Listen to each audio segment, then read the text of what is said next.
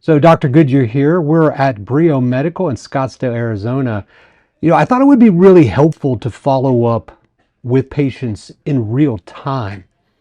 And the reason is because when you talk about cancer treatment and everybody focuses on success stories and testimonials and these kind of phrases that everybody throws out there, is they focus on the beginning and the end. And there's no really context about the middle, the reality of the situation. And so I think it's really important to show real people, real stories, real experiences, because the way you may look at it, if you just look at the beginning and the end, you lose context of the real journey that is a process of cancer healing. And I was just talking with who's become a dear friend of ours, Susan Hooks, though she's a Clemson fan. We won't hold that against her. Sorry. Oh boy. Well, I'm gonna get. I know. I'm kidding. I love Clemson. I love the head coach. It's just they're orange and white, just like we're orange and white at Tennessee. So just by chance that I was wearing this today. Go Vols hashtag. Should have worn purple. But these patients that come to us here, I think in many ways they impact our lives as much as we impact theirs. Because behind every individual with cancer, there's a story, there's a journey. And I think that reality of that process really brings the process of what cancer healing looks like. Not a beginning and an end. It's a journey. It's a journey. And when we rush to surgery, when we rush to full dose chemo, which destroys the immune system, if we rush to radiation and we don't consider the consequences can be not only detrimental but lifelong and set the stages, as I've talked about before, for metastasis because of the damage it does to the immune system. And the problem with cancer today is that we are focused on an immediate impact, which is good, nothing wrong with that. But we need to focus on a long-term impact. And healing is a process. It's a journey. And so I wanted to bring Susan Hooks back, one of our patients, because she is in really the middle, but on I think the second half of that healing process. So Susan, it's great to have you back. So good to be here. Yeah.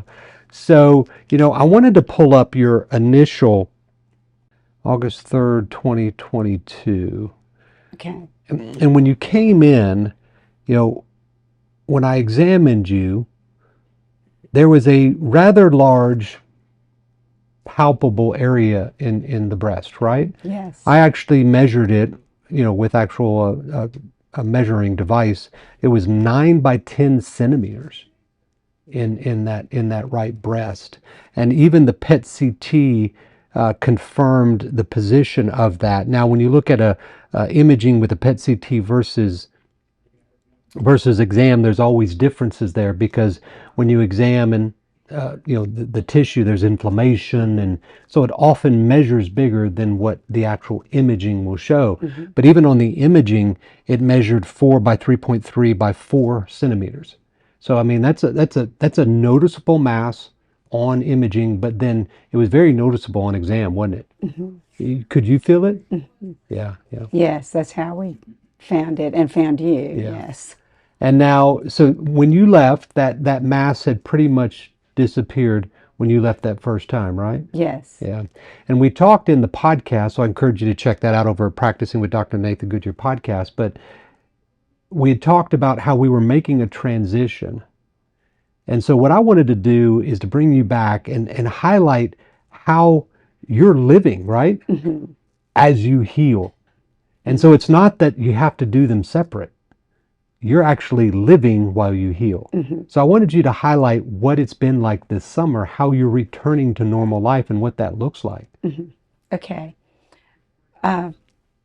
Just to go back a little bit of the history. Sure.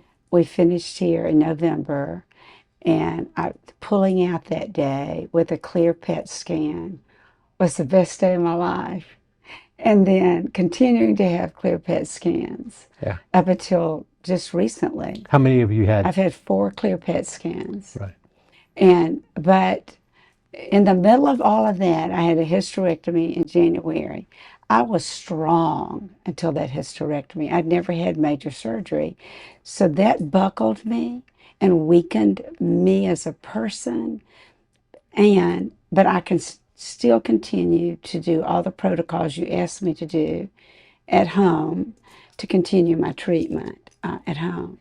And we own a summer camp. And I came in February for peptides. I came in May for peptides. I'm back again now for peptides. This is August. So when I came in May, I was much stronger. And when I got home, camp was starting. And I feel like I've probably had the strongest summer I've had in years. You know, when cancer is growing, you don't know it. And you don't know the results of how it really makes you feel until it's gone. But I had such a strong summer in terms of being able to, I mean, camps, you told me, Susan, you can't work 7 days a week. Right. I tried. So I would rest on Sunday afternoon and I would go home during rest hour and I would rest. I did those things. But I still could perform and work hard. By work hard, meaning being present to organize and manage Yeah. the camp. And so I had a really strong summer. And we left the day after camp closed to come back for peptides. And I've continued to be strong. So living with the results of all the goodness that has come into my body to help heal me has been an amazing journey of overcoming the fatigue of initial treatment and then getting back to a place of strength again. And I just want to continue to say to people, if I may, Oh, yeah. that choosing this path was the best thing I have ever done in terms of this cancer pathway to health. I could have chosen traditional. I was given the option of 1 breast or 2, and let's schedule it right now, back in May of 2022. Meaning it, rush to the knife, Yes, rush. surgically Yes, removing the breast. yes. And I just, even when she called me to say, okay, we got to set this up, I just said, I am not ready to make this decision. I'd already found out about Brio, and I knew if I was a candidate here and if you would accept me as a patient, this would be my pathway. And so the differences between what would have happened to my body and my life and my longevity and my spirit and my ability to function as a wife, a mom, a grandmom, business owner, there would have been no comparison. See, I think that's really important what you just said, because that's what defines you, isn't it? I mean, what defines you is everything you just described. Yes. Now, the way we approach cancer today is once a person is diagnosed with cancer, that now redefines them. And what I always tell people is that no, what defines you is what you just described. But, And we need, nobody says that to us but you well, or this clinic. well, maybe more need to, but Uh-huh. it's because we've talked a little bit about how medicine is kind of forgotten who it serves. Uh-huh. It serves patients. Right. That's our job, is to serve you, Mm-hmm. nobody else, you. Mm-hmm. And so in that process, we want to be very careful. As I've told you before, going to war on cancer is going to war on the body. Mm-hmm. It is, because cancer is presented as this image of some foreign implant in your body, but it's you. Now, it's an abnormal form of you. And so de facto, going to war on cancer is going to war on the body. And that's where research is now bearing out Mm-hmm. all the negative implications Mm-hmm. of what it does to the immune system. And as I say, the answer to cancer is, of course, never get it. But I don't know that anybody goes, oh yeah, let me have this. Right. But beyond that, it's the immune system. Mm-hmm. I recently did an interview with Dr. Williams, a good friend and colleague of mine that we went to medical school with, and we talked about that. So check that over at the Practicing with Dr. Nathan Goodyear podcast. A little shameless plug there. I will do Um, that. I haven't seen it, but I but will. check it out because he and I sat next to each other for 2 years. Literally, he sat right here, and Oh, we've taken different paths that have brought us back to the same point, which is integrative cancer. Now he's doing it in a slightly different way, but a very innovative way. And there's a lot of synergy between what we do. But anyways, so it's about focusing on the healing, but the immune system, if we destroy the immune system and we do so but eliminate a tumor, we're still setting the stages for the cancer to spread. Now, that is a failure ultimately. And I'll be speaking at a conference here next month talking about longevity. Everybody's talking about longevity. And what we're talking about in you is actually building longevity, but by focusing on legacy. mm-hmm. It's about focusing on healing. Mm-hmm. And so by focusing on who and what really defines you, Mm-hmm. I think allows you to live that. Yes, and I also feel like the peptides that you recommended have been a are a vital part of that healing. Yeah, you know, it's and that has allowed you to live, right? Mm-hmm. So this summer, now where you have a summer camp, it's not a cool place, right? It's a hot and humid place. Well, it's yeah, on top of a mountain, but yes, we have. This summer God smiled on me, and it was a wonderful, cool summer for Oh, the was most it? part. Oh, The good. last week of camp was warm, but other than that, we had a great weather summer, and it really, I think, helped me physically as well, not to have to suffer through a lot of heat. But you were able to work through Yes, what, 3 months of yes, camp? 10 hard weeks. Yes, Wow. yes, And you were able to do that in between peptides. So basically, you're healing as you're not only living, but working and doing what you're doing, which is actually impacting young people's lives. You're absolutely. you're impacting future generations. Hmm. And that's so, that's really cool. I just thought about that because I'm going to be talking about legacy versus longevity, but you're actually, as you're healing through a microcosm of legacy healing through your cells, through Hmm. your immune system, which is what the peptides are doing, Hmm. you're actually impacting a legacy of generations. I hope so. Oh, I know you are. I just this summer started to talk about my path. The summer I found it in 2022, I told no one because if you use the word cancer, people automatically assume you're dying or you're going too soon or it's going to alter your performance and your engagement with them. And so I didn't talk a lot about it in 2022. In 2023, I started speaking to some of the young women on my staff that I know, if you're telling me or if I've heard that 1 out of 2 women will be faced with this diagnosis, then it is my responsibility to start talking about my path and how there are other options now, that you don't have to just be terrified at the initial, well, it is terrifying to get the initial diagnosis, but you don't have to rush into a plan. You can take control of your own choice and choose a path that will help heal you, not destroy you. Or me, that's what I chose. Heal me, not destroy me. Because I've watched what it has done to friends of mine. I've lost friends to breast cancer.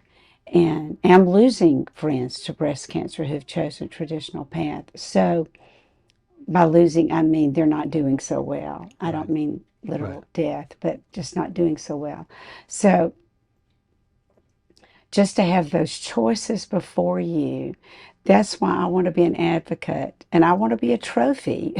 I told Dr. Kim one time, and maybe you, we were talking about my treatment plan. And Dr. Kim said, I've never had anybody ask for more. And I said, I want to be a trophy for this plan of action, this that you guys offer to people. I want to be able to say we won again, because I know you've had many winners Well, to go through this plan. it's really great because, of course, we see a lot of women with breast cancer because it is one of the most prevalent breast Hmm. types of cancer in the United States in women. Uh-huh. And so when we look at that, we have to understand we're going to see a lot of that. And by working together as a team, because as I tell you when you come in here, we're a group, we're a team that works together. Hmm. But our focus is not on just eliminating that tumor, but it's actually on healing you. Hmm. Okay, and it's not to build an advocate out of you. Hmm. It's actually to restore your body. Hippocrates, who's considered the father of Western medicine, there's a very famous quote attributed to him: Hmm. "Physician, heal thyself." And it's an interesting quote because I think it's a little misdirected. Hmm.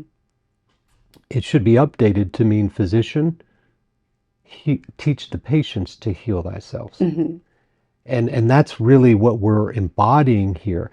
And so I think it would be great to add in. We were talking before we started recording about you had gone to get an ultrasound, and the radiologist, and you had mentioned something that she said. And so if you're willing, I think that Hmm. would be helpful. Yes. Well, when I was going through my 3D imaging ultrasound, and she did 2D as well, but it's here, right here locally. I'd never have been exposed to that before. But it was an amazing experience. And in our initial conversation, she said, I don't know what they're doing for you over there, but it's amazing because now many of, or quite a few patients from here are having the 3D uh, sonograms there. And she just said, I am amazed at the beginning reports I see. And by the time they get here for their ultrasounds, the incredible the incredible healing that has taken place. And she looked at me and said, what are they doing for you? And I tried to explain it, some of it. I said, it's integrative. I get traditional, but it's low dose. It doesn't kill my entire body. I didn't lose my hair, but I still did some traditional things along with all the goodness that comes in through the holistic, and I'm not sure if I'm using the right word, but the wholesome uh, things that you put into my body and the other therapies, that the many therapies that we go through here to help the body heal outside of traditional medication. That's the amazing part that makes all of this work. I feel like, and you know that, Mhm. is the combination of traditional medication. You're not ignoring Oh no. what the cancer treatments that are out there. You're just implementing them in a way to heal my body, not destroy my body. And she just said, I'm just amazed at the results of your original MRI and now your what she called me yesterday after it was all over to say, I'm calling with good news, Yeah. you know, And it's all without what you would typically equate with cancer treatment. without the surgery, Yeah. without the radiation, yes. And without all the side effects, which is interesting. They call it side effects because when you look at those treatments, they're actually intended effects. They're well recognized effects. But Mhm. you mentioned this earlier when you were talking about the fear Yes, that comes on when you hear that word cancer, especially when you hear it as it relates specifically to you. yes. But and it's the focus on the disease. And what we're trying to do is redirect the focus Hmm. on your healing because the body is designed to heal, Right. and you're living proof of that. And so when you integrate these treatments together, Susan, what you see with for example, that word integrative, integrationem is a Latin term, and it means to make whole. Uh-huh. And so when you talked about us using conventional therapies, but using them safer, smarter, better, Mm-hmm. that's using them via a holistic model, Mm-hmm. which is recognizing that our goal Mm-hmm. is you to be whole, Mm-hmm. not cut apart, not dealing with neuropathy, Right. not dealing with chronic pain, Right. but living and living so abundantly Right. with a high quality life. But the peptides too, they are that pivot point, if you will, that fulcrum that allows us to work within your body, within the immune system, but in a very advanced way. Mm-hmm. And so I think it would be great to if you could touch just very briefly on how you've incorporated those into your life and how they've allowed you to live. Uh-huh. Well, from what I understand, you took my body fluids, you sent it to a well-known and scientific company Hmm. who reproduced my body fluid, my personal peptides. And so I return here on a scheduled basis for 3 weeks at a time to have the peptides infused back into my body. And it's not difficult. It's just, it does take up time. But what a great place to be, Scottsdale, Arizona, to get to have these infusions in my body. And the the and the only side effect is from the peptides is it really makes my body want to rest, and I feel like the reason my body is asking for rest is so it can embrace what is coming into my body to help it actually heal and to build my immune system. Yeah, So learning to listen to that's myself, good. my body. After I finish my peptides, I try to go home and just rest for a while Yeah. when I leave here daily. And peptides are just short protein chains, and so I think it's important to recognize what they are. And you can find many peptides. I mean, insulin. There are drugs that are peptides. Uh, Insulin's a peptide. So one of the first commercially available and produced peptides. But so peptides are just short proteins. And there's a lot of peptides you may get in anti-aging or regenerative medicine or wellness clinics that are typically used within hormones and healing strategies. Those are off-the-shelf peptides. These are peptides that are actually created only after we do testing on the mhm, tumor tissue, on urine, on blood, mhm, basically looking at different exomes, looking at proteomes, transcriptomes.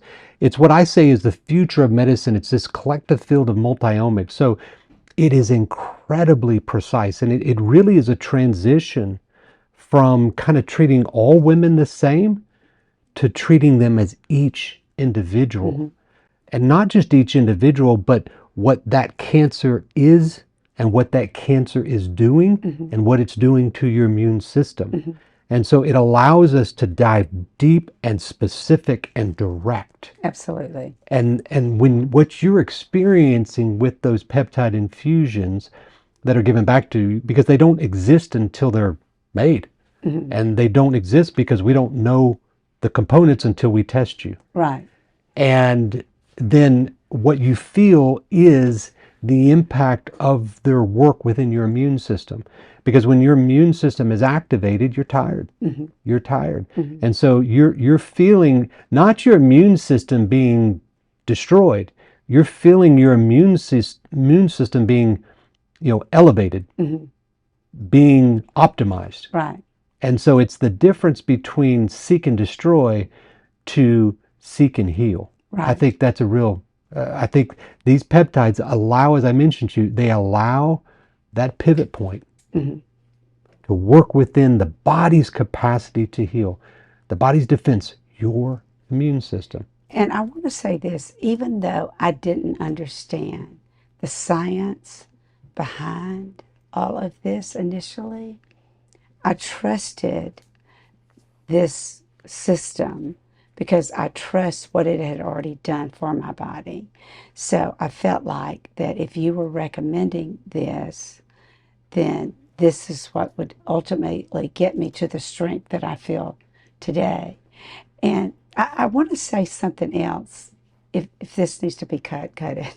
But uh, I hire for our camp program, I hire 3 to 4 nurses a session and a doctor every session. Works with me at camp. I mean, we have a lot of children there, and there are a lot of kids with medical needs. So, and as I started confidentially telling them this summer, because they're all my friends, they've worked for me for years. Their children have camped for me, with me for years. But I always hesitate to tell traditional medical people about this because I know it is not traditional cancer treatment. It's integrative. But the ones that I spoke to about it and the ones I continue to speak to about it just were all over this. Like, good for you for finding something better and different. And I had so many nice medical engagements with people who had never heard of anything like this before.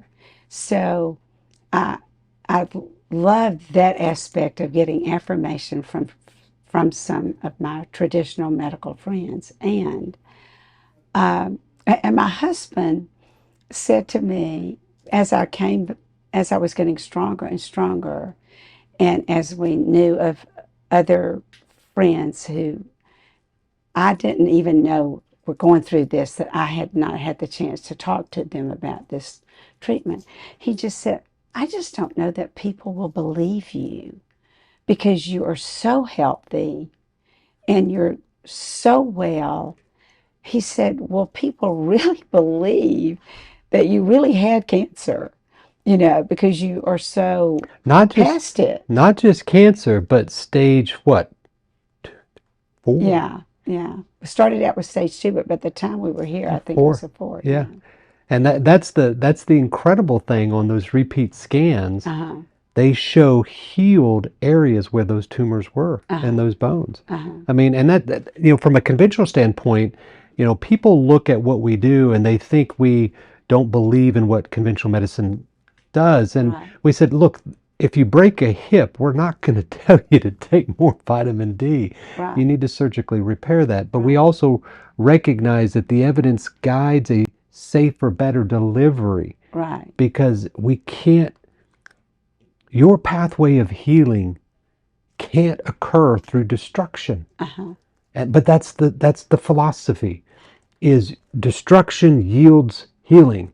And it's like, wow, let me try to get into the industry of financial advisement and say your pathway to financial success is through repetitive bankruptcy.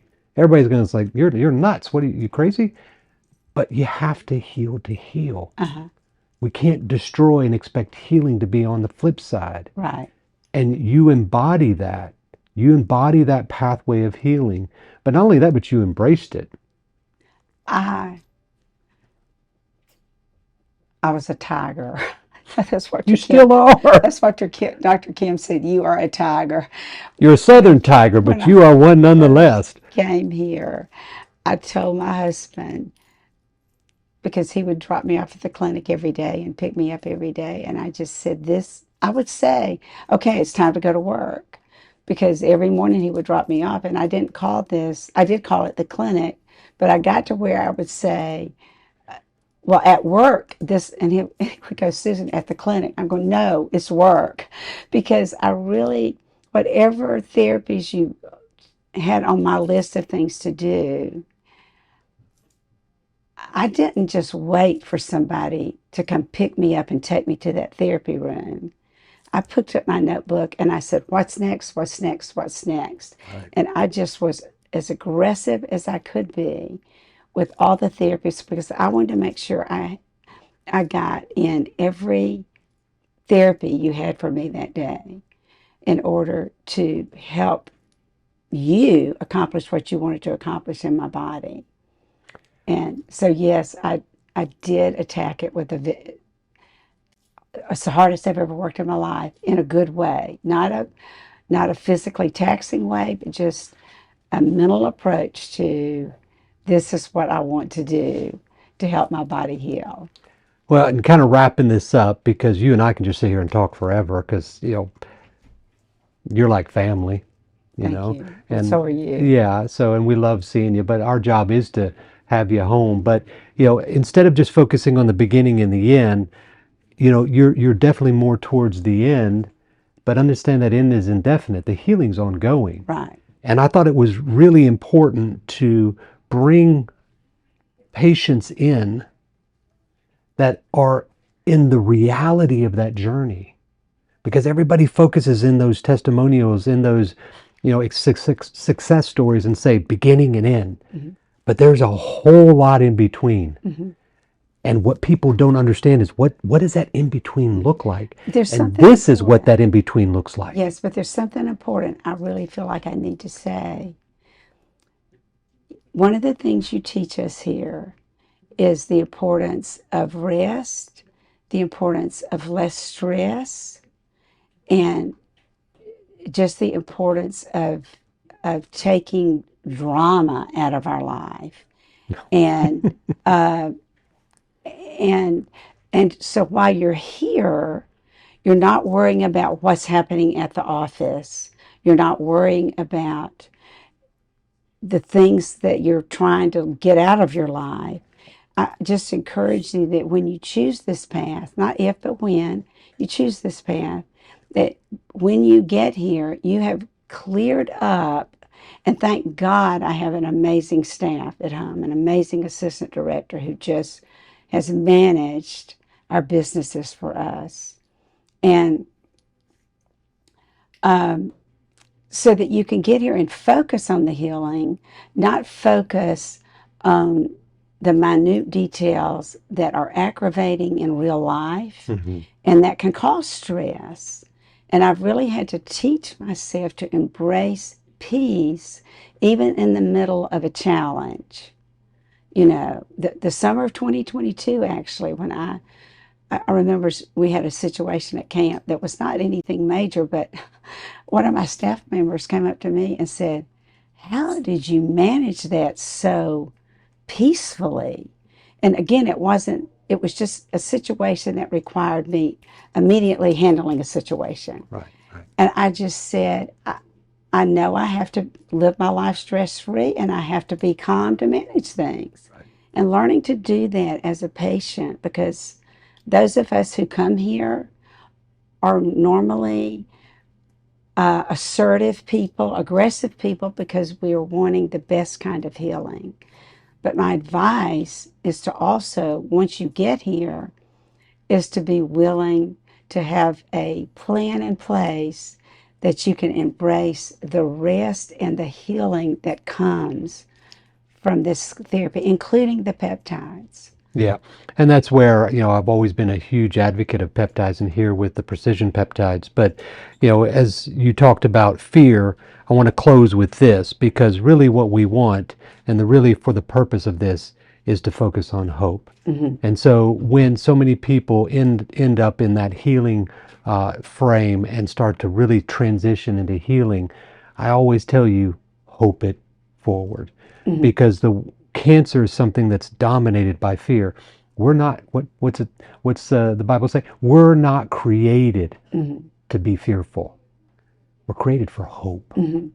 And so for us, we're actually starting a hashtag of hope it forward, because it's time that we start changing how we look at cancer, Mm-hmm. not just from a treatment perspective, but in a bigger perspective of not just fear, but hope. Mm-hmm. Because when you have hope, which literally just means confidence in the tomorrow, our job is to build that confidence out. When hope is the foundation, anything is possible. Mm-hmm. And that is persona, Mm-hmm. you. Mm-hmm. The last thing I want to say on this podcast or interview, because I've said it before to you, is the hope that is given here also allows us and encourages us to embrace our faith and to trust God to help this healing process work. And I absolutely believe that this is a God pathway to healing. I I said recently, I've always recently called this my pathway to health, but I also want to say now it's a miracle to health. It's how I feel because my faith has been very important to me in this journey, and I appreciate the fact that you encourage that we embrace our faith, Oh, yeah. and that in itself gives even more hope. But that's where healing begins. Right. And it's only by bringing the faith with hope is really healing possible. Yes. And that's really what it's about. So, Yes. Susan, thank you so much for Thank you. for letting people tap into your life, your journey, for the purpose of hope. In Absolutely. in a world where there's not a lot of it, and in a condition that is cancer where there's not a lot, you are countercultural.